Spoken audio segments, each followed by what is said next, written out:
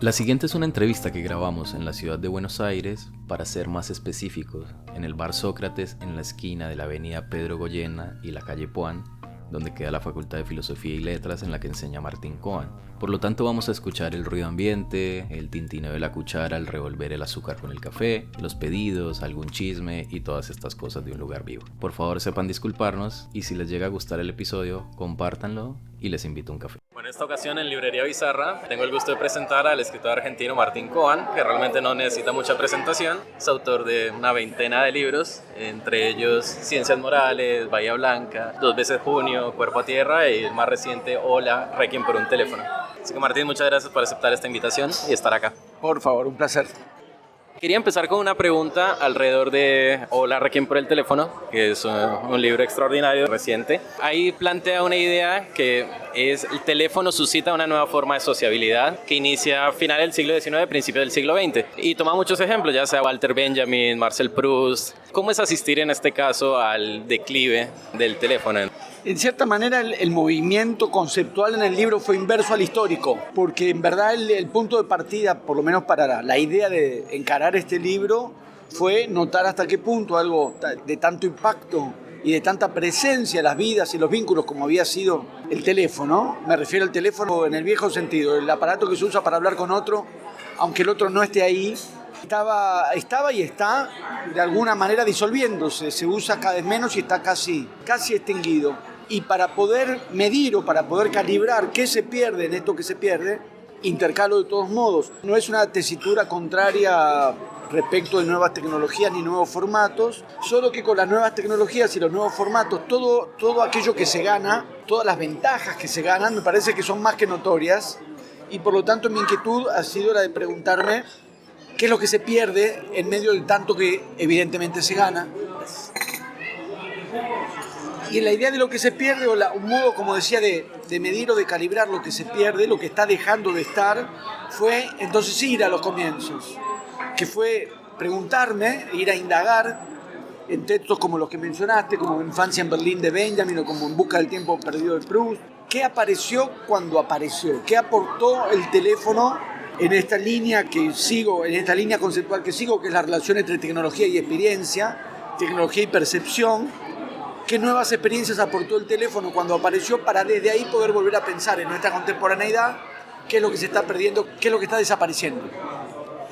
Este libro me parece muy llamativo porque al mismo tiempo que contiene una carga teórica muy interesante, juega por supuesto con la cultura popular, que en el fondo es el background del teléfono, por utilizar esa expresión. Entonces adquiere una dimensión porque menciona las llamadas de Marcel en Busca del tiempo perdido, o lo mismo el celular de Dios de Bianchi, o todo este tipo de relatos que configuran al final un muestrario muy grande de lo que pudo ser el teléfono. ¿Cómo es este trabajo de ensamblaje para agregarle sentido a cada cosa? Es verdad, eso que señalás fue una de las razones que me entusiasmaron a priori cuando vi que un trabajo de estas características me iba a permitir hacer esos movimientos de lectura y trabajar con materiales tan diversos. Fue uno de los factores que me resultaron más tentadores para poder contar con estas distintas capas o estos distintos niveles, el desarrollo teórico que el libro tiene y que el libro necesita para que se entienda de qué estamos hablando, qué estamos entendiendo cuando decimos teléfono, o en qué estamos pensando cuando pensamos los asuntos alrededor del aparato telefónico.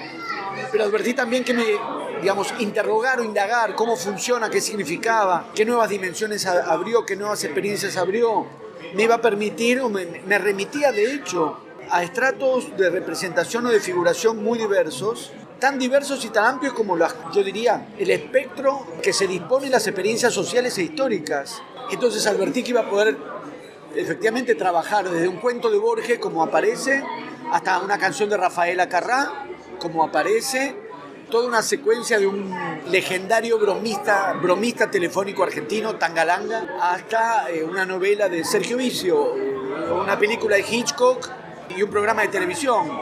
Porque efectivamente el impacto del teléfono, al alterar como alteró la disposición convencional de la distancia y de la lejanía, que es lo que hace, al alterar como alteró cuando apareció la disposición de la interioridad y de la afuera, y al alterar como alteró la disposición de la presencia y de la ausencia, ni más ni menos, por lo pronto, esos elementos. Efectivamente abrió un mundo que está extinguiéndose, en el que se puede medir o se puede detectar no solo los modos de relación con otros, sino también de las propias vivencias, el modo de posicionamiento de cada uno respecto del otro y de sí mismo.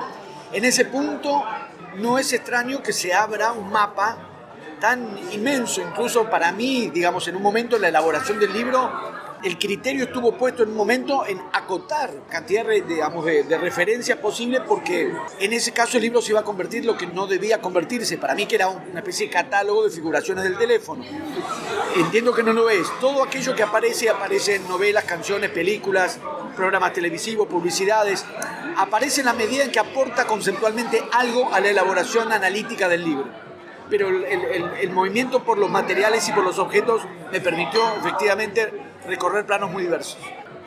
Pero aprovechando la pregunta, ¿tenía el virrey el celular de Dios? Claramente sí, pero porque al mismo tiempo esa metáfora, que lo era y lo es extraordinario lo que ahí capta, porque el teléfono cuando aparece, pero cuando aparece mientras dura, pone en acto, pone a funcionar eso que se llama voz acusmática. Yo no tenía esto tan elaborado, pero estuve leyendo para escribir el libro. ¿Qué pasa cuando se recibe una voz cuya fuente no se percibe? Que es eso lo que hace el teléfono. En cierto modo está este vínculo habitual con la voz acusmática, recibir la voz y no la presencia del que la emite, la aporta el teléfono y a la vez ya existía en Dios. Dios habla con voz acusmática. Ahora hace mucho que no habla, pero cuando hablaba, las últimas veces que sabemos que habló bajo esta modalidad, precisamente porque es Dios. Digamos, se percibe la voz y no la fuente de la que emana la voz. Dios ya usa la voz acusmática, que es la que aparece en la experiencia del vínculo telefónico. Asignarle un teléfono a Dios es genial, en el sentido de que es captar la sintonía, captar intuitivamente, llegado el caso, la sintonía conceptual que hay en la idea de la voz acusmática. Yo agregaría algo más, porque para la condición de Dios, que es haber dicho el móvil, y no el teléfono fijo, porque es más genuino. Claro. Y que trabaja en varios lugares, Dios, a veces. Exactamente. Porque además, si fuera un teléfono fijo, podríamos no encontrarlo, y no se puede no encontrarlo porque está en todas partes. Estando en todas partes, es evidente que tiene un móvil. Claro. Y hablando de esto de la voz acusmática y ciertas cosas que no se alcanzan a percibir del todo, a mí me recuerda mucho a la escena de siempre María Teresa encerrada en el baño en Ciencias Morales, esperando escuchar las cosas. Este juego de, en el fondo, lo que se enuncia para la imaginación, siquiera en ese caso, termina revelando más para los personajes, para el lector, o genera ese clic de tensión que podemos ver ahí. Previamente, algo de lo que decías, que quiero retomar, porque el teléfono instrumenta tecnológicamente y generaliza y expande a la vivencia de la vida cotidiana elementos que en algún sentido estaban, y otros que no. La idea de disponer la posibilidad de una conversación donde escuchamos al otro pero no lo vemos, está en el teléfono, está potenciado en el teléfono porque el otro no está ahí y al mismo tiempo, en cierto modo, sí está su voz pero no está su cuerpo, sigue estando lejos porque está lejos, y al mismo tiempo lo percibimos especialmente cerca porque la voz la sentimos muy cerca, y todo esto efectivamente lo aporta el teléfono y lo incorpora diariamente a nuestras vidas. Pero la disposición por la cual es posible percibir una voz sin mirada y sin rostro, o sea, esta disociación que vos subrayás entre el ver y el escuchar, en una escena de comunicación, ya estaba no solamente en las distintas escenas del irse a dormir y quedar a oscuras, sino en la escena del confesionario religioso, que dispone exactamente eso, como en cierto modo lo dispone, aunque no sea idéntico, el psicoanálisis cuando uno va al diván, porque es efectivamente ese mismo juego de presencia-ausencia, no igual que el del teléfono, pero es también una recombinación de presencia y ausencia, de tal modo que no haya mirada, pero haya voz y cercanía de la voz, de manera que son elementos que ya están, en algunos ya están, y a la vez el teléfono aporta otros elementos que no están. En Ciencias Morales, claro, hay algo que me parece que también nos podría remitir al teléfono, pero a todas las reflexiones sobre el sistema cuerpo como un aparato sensorial, al debilitar o eliminar un sentido, porque falta o porque está obturado, sabemos que potenciamos otros. De manera que hay una intensificación de la escucha cuando algo no se ve, que es lo que pasa en el teléfono. Y por eso en algún sentido, la conversación telefónica en algunos elementos está intensificada incluso respecto del encuentro cara a cara. Porque al no haber rostro y mirada, la percepción de la voz podríamos considerar que queda intensificada en el teléfono. En el caso de María Teresa y, digamos, en Ciencias Morales, sí hay todo un juego con el ver, no ver y el espiar, con el entrever. Y en esa dosificación de lo que no se ve pero se escucha, o de lo que se entrevé, o, digamos, todo lo que queda obturado va a parar a la imaginación, digamos, ¿no? O hay como una especie de elemento compensatorio, de manera que lo que falta a la percepción se repone imaginariamente, y eso no deja de ser una intensificación, ahí donde en muchos casos, no diré que en todo, pero en muchos casos, aquello que se imagina puede llegar a ser más intenso que la vivencia misma. Otra cosa que quería preguntar al respecto de Confesiones, que me parece un juego muy interesante, la urdimbre de esta trama a través del túnel acuático con el que van a construir para hacer el atentado. ¿De dónde la toma? Porque encontré una historia muy similar, así que no sé si sea de ahí. La del robo del banco. No es de ahí, pero la historia del banco me interesó mucho. Se hizo un documental del que participa el organizador del asalto al banco y que cuenta cómo lo planificaron, cómo lo llevaron a cabo. Una cosa sobre el banco, porque es extraordinario. Lo que vos ya sabés, roban el banco, la policía rodea el banco, están varias horas rodeando el banco queriendo negociar, y los ladrones ya se habían ido por un canal subterráneo que comunica y los permitió salir al Río de la Plata. El banco se llamaba Río, con lo cual los policías estuvieron no solo frente al banco, que ya estaba vacío, porque ya se habían ido con un bote acuático y salido hacia el río, sino que al mismo tiempo estuvieron todo el tiempo frente a un cartel que les decía, en cierto modo, les estaba diciendo, en cierto modo, la clave de la resolución, con lo cual habría que decir que, entre otras cosas, la policía no leyó la palabra que tenía delante, que era río. Lo que yo tomé en la novela, la novela efectivamente, como decías, tiene esta dosificación de la información y otra vez una figura femenina, como la de, por lo que me preguntabas antes, de Ciencias Morales, y el foco puesto fuertemente en una subjetividad femenina y en la experiencia corporal femenina. Me interesó eso y me interesó volver a eso. Esa segunda parte que señalás es muy, muy distinta, pero responde a un hecho real. Que tomé de un testimonio, encontré en algún momento un testimonio de quienes participaron, de un hecho que me llamó la atención y me interesó.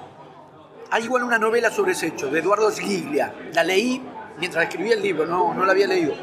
Me interesó especialmente ese hecho ocurrido durante la dictadura militar en el año 77, porque es un hecho relativamente olvidado.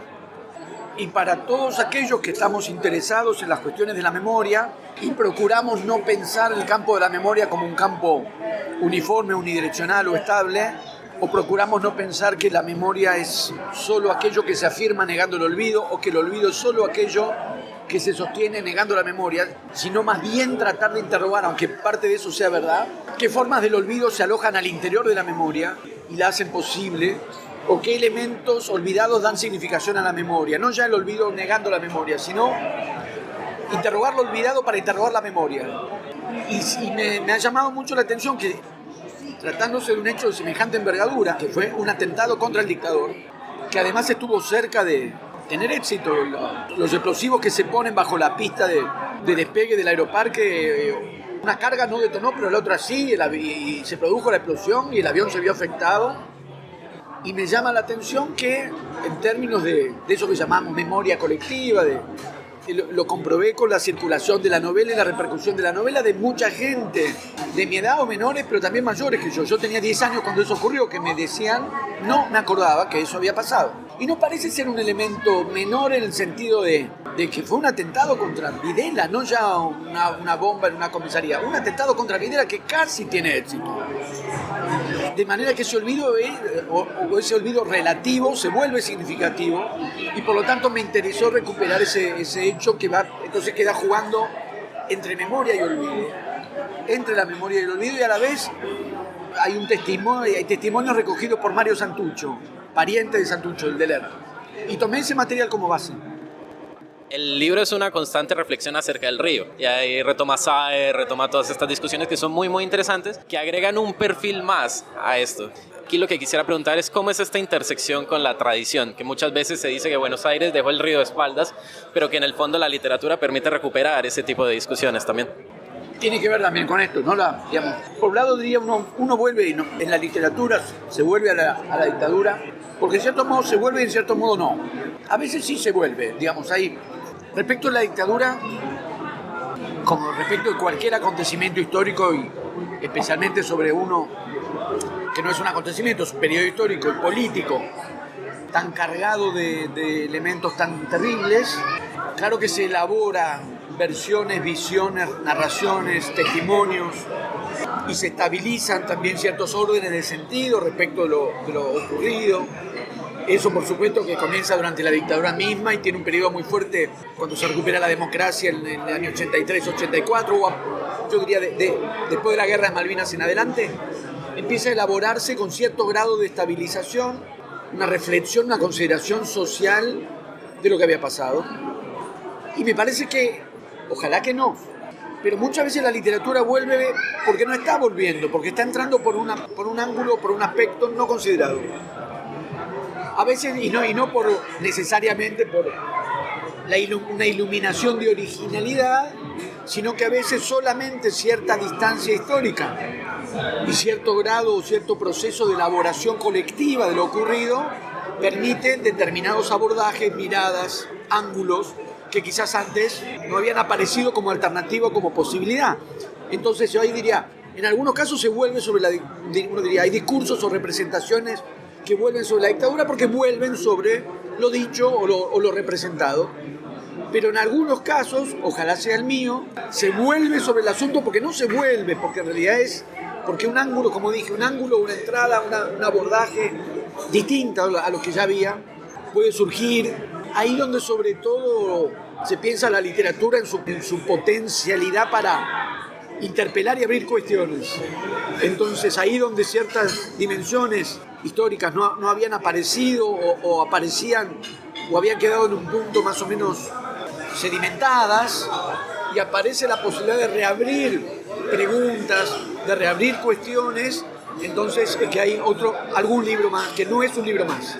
También hay algo del panorama. Hace poco encontraba en una de las librerías la antología de poesía argentina y Malvinas, que editó Enrique Fufani, que uno puede ver como un panorama de cosas que van viendo cómo se construyeron los discursos por momentos, cuando chocaban, se contradecían y demás, que es muy interesante porque hay un punto en el que se fija también. Es que efectivamente, así digamos, es como pensamos la relación con esa pluralidad y con ese margen de variaciones que pensamos la relación entre literatura, historia, literatura y política, literatura, memoria, literatura, olvido, efectivamente. Ahí donde la literatura no viene a reproducir versiones o narraciones ya estabilizadas, incluso las propias narraciones estabilizadas por la propia literatura. Algunas zonas eventualmente sí, otras vienen a reabrir y desestabilizar versiones o narraciones estabilizadas.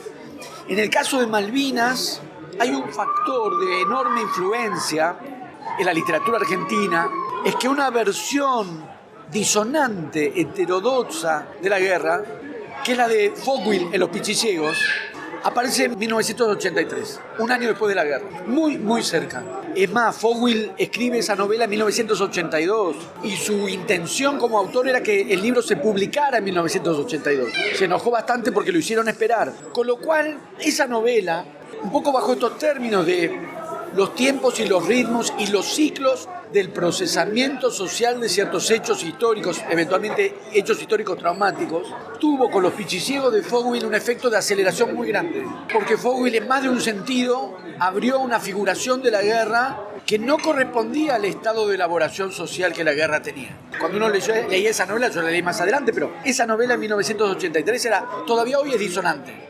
Ya han pasado 40 años. Entonces, que ese texto haya aparecido en 1983 abrió enormes posibilidades para la literatura porque abrió una posibilidad de figuración literaria y hay gran cantidad de textos que uno diría, ¿son sobre Malvinas? Sí, son sobre Malvinas. Un poco esto que estábamos diciendo también, ¿qué significa volver a?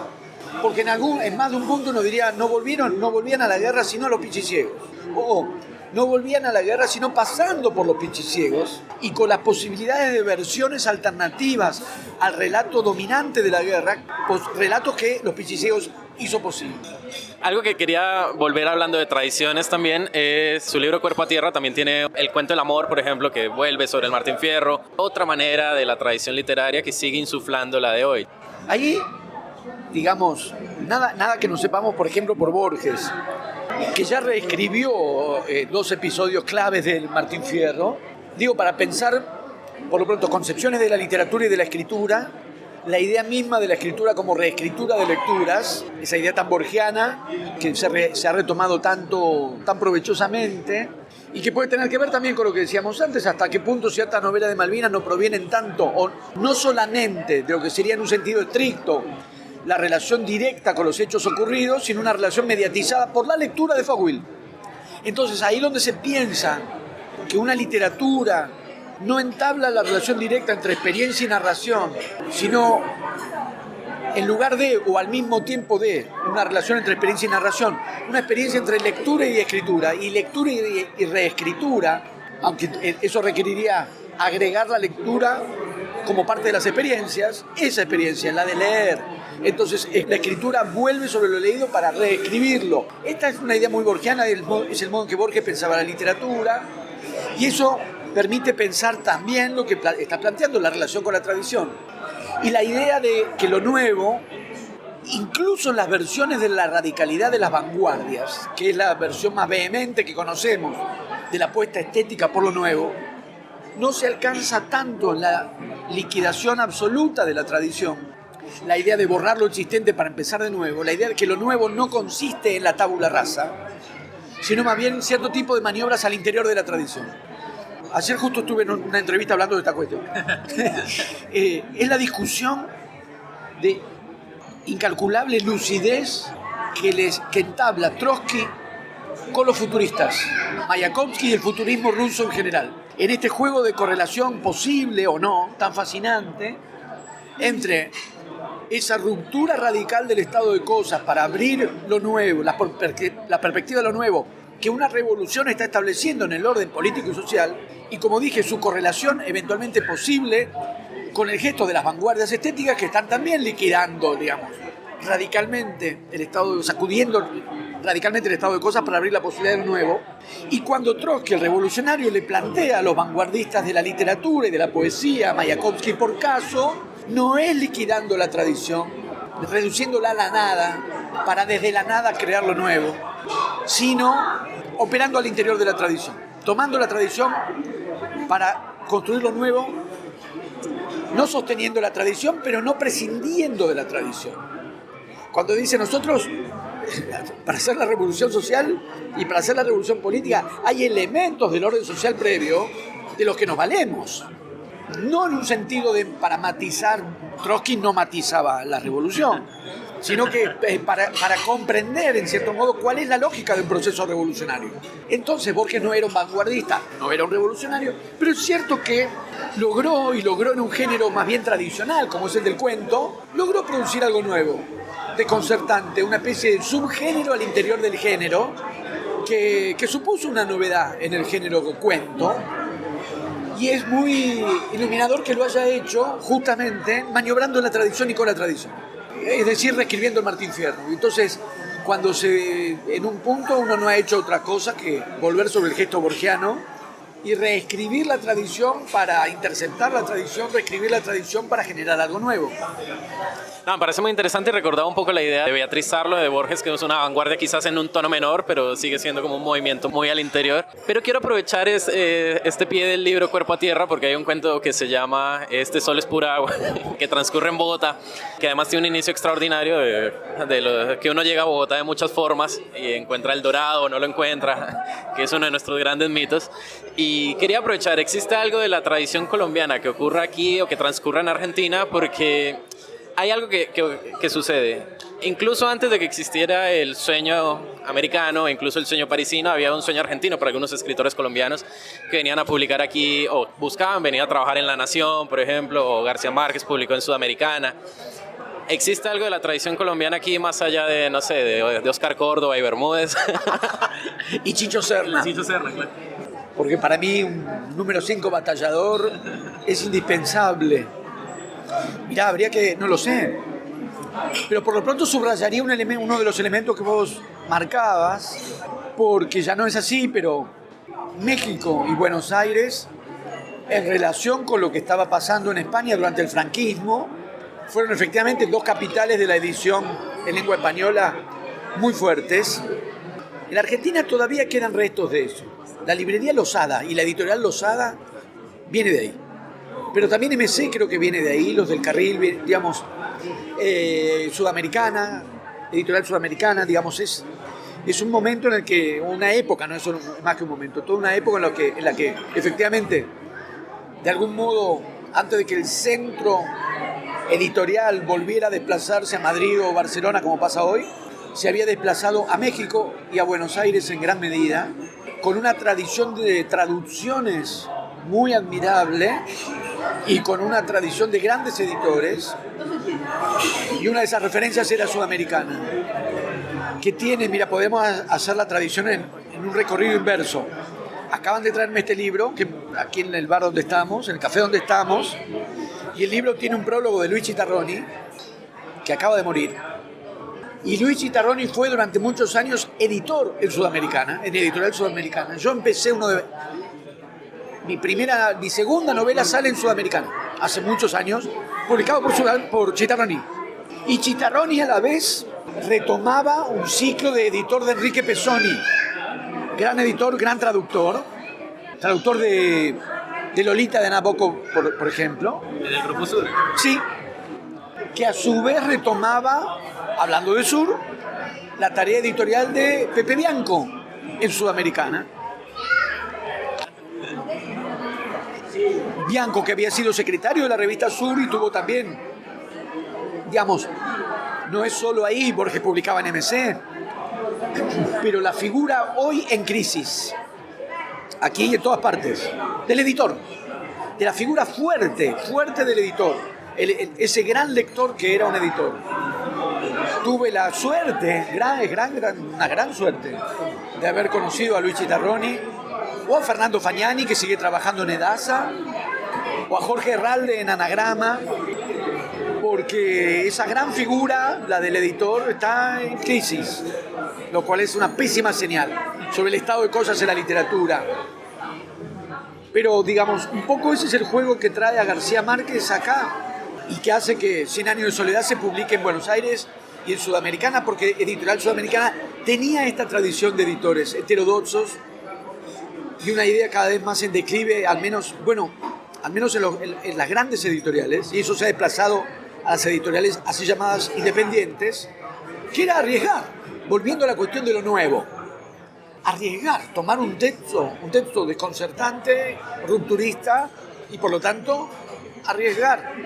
Me parece que la inscripción de García Márquez tiene que ver con toda esa tradición editorial que se alojó en aquella época en Buenos Aires y tenía la editorial Sudamericana una de sus versiones, y siempre me sedujo el gesto de lealtad de García Márquez, que luego, Nobel mediante, sí, éxito mediante y genialidad mediante, tenía a su disposición la posibilidad de publicar donde se le antojara y eventualmente tomar sus decisiones por una variable económica ventajosa. Mantuvo su lealtad por Sudamericana, cosa que en lo personal indirectamente fue un beneficio, porque yo publicaba en Sudamericana y cuando llegaron lo de las putas tristes de García Márquez dijimos, perfecto, porque con esto nos van a poder publicar. Nos van a publicar a todos nosotros los demás. Entonces esa marca no es menor. Luego me parece que de ahí en adelante, y si lo preguntamos hoy, me parece que hay una gran cuestión ahí, a uno que por suerte nos toca viajar. Este año me toca viajar a Lima, me va a tocar viajar a Santiago de Chile. Ahora estoy viendo subir a Montevideo a ver Nacional Boca. Vamos a ver si da el dinero, pero el modo en que se ha compartimentado la circulación de la literatura latinoamericana. Tiene que pasar por España primero, para que eso... Paradójicamente se empieza a dar eso, porque hay una, esta paradoja, transnacionalización de empresas porque las empresas locales empiezan a ser fagocitadas por las transnacionales. Entonces está la editorial MC, ahora el Planeta es internacional, o transnacional, o española. Alfaguara es de Random, que es de Penguin, que es, etc., bueno, lo que sabemos. Y ese movimiento de transnacionalización empresarial no se traduce en una internacionalización de la circulación de los libros. Las literaturas se compartimentan y las empresas se transnacionalizan. Entonces, en un golpe de vista, una librería de Buenos Aires y una de Bogotá y una de Santiago de Chile se parecen, porque reconoces el diseño de Alfaguara, reconoces el diseño de Seix Barral. Cuando te acercas, los nombres son otros. Se supera o por las pequeñas editoriales. Hay como dos modos de alternativa. Las pequeñas editoriales, que empiezan a hacer movimientos distintos y traspasos de una pequeña editorial argentina y un libro que sale en una pequeña editorial argentina, luego se publica en una pequeña editorial de Colombia o de México o de Chile, o a través de las editoriales españolas directas. Yo encuentro mis libros en Bogotá o en Montevideo o en Lima porque están en anagrama. Y hay un aspecto económico directo. Los ejemplares que llegan no son los de la edición argentina, son los de la edición española, cosa que a mí no me alegra nada, porque son más caros. A mí me encantaría que a Montevideo, que está a 1 hora de Buenos Aires, llegaran los libros hechos en Buenos Aires con los precios del peso argentino, que es la cosa más débil del mundo, sin dudas, y no medido en euros. En última instancia estamos un poco supeditados o a las políticas, bienvenidas sean, de la microfísica de las pequeñas editoriales, o a las decisiones de los grandes grupos, de manera que le cabe a la literatura colombiana lo que puede caberle a la chilena o a la mexicana, que es ¿a quién trae Alfaguara? A Fernando Vallejo. Bienvenido, qué felicidad, qué grandioso poder leer a Vallejo, pero a la vez nos preguntamos, ¿y a quiénes nos estaremos perdiendo ante este estado de cosas? Claro. Una última pregunta, ya para no quitarle más tiempo y de paso irle dando las gracias, es para una sección breve que tenemos del canal que se llama Entérate, que es simplemente ¿qué nos recomienda Martín Coan de lecturas? Bueno, me voy a referir a la literatura argentina, así rompemos la compartimentación. Uy, es tanto, voy a quedar un poco en un listado, pero hay 2 escritores de mi generación. Uy, hay un montón. Bueno, por lo pronto, alguien un poco más grande que yo, pero ya que hablábamos de Malvinas, que es Carlos Gamerro, y la novela Las Islas, de los más cercanos a mi generación, aunque son más grandes que yo, ellos ahora pretenden que no, pero yo sé que sí, que son Gustavo Ferreira y Juan José Becerra. Agrego a Jorge Consiglio, Luis Sagasti, María Sonia Christoph, Ana Ojeda. Estoy siendo injusto con estos casos, después uno dice, ay, no nombré a tal, o podría haber dicho tal, pero estoy tratando de armar un puñado que no sea al mismo tiempo una lista de guía telefónica, y para dar también, si uno nombra 20, es como no haber nombrado ninguno, nombrar 5 o 6, y que generosamente los oyentes quizás puedan tomar nota. Los que dije son Carlos Gamerro, Luis Sagasti, Jorge Consiglio, Juan José Becerra, Gustavo Ferreira, María Sonia Christoph, Ana Ojeda, Leonardo Sabatella, agrego ahora, y bueno, ahí estamos. Y yo agrego Martín Coan. Muchas gracias, Martín, por aceptar esta invitación y de verdad un gusto poder haber conversado. Muchas gracias a vos, un placer.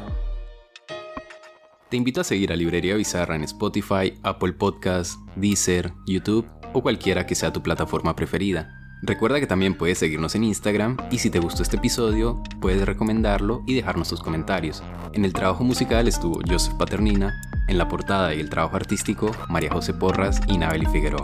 Recuerda seguirles. Hasta la próxima.